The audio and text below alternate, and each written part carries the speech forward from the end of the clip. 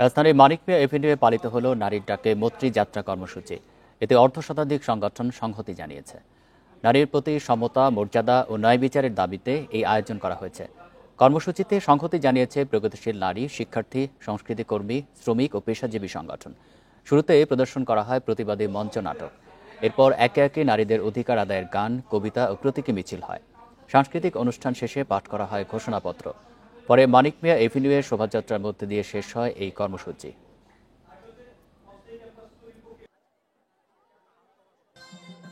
এখনো এদেশে কৃষি, মৎস্যজীবী ও গৃহকর্মী কর্মপেশায় নারীদের রাষ্ট্রীয় স্বীকৃতি নেই। এখনো একই কাজে নারীরা পুরুষের চেয়ে কম মজুরি পান।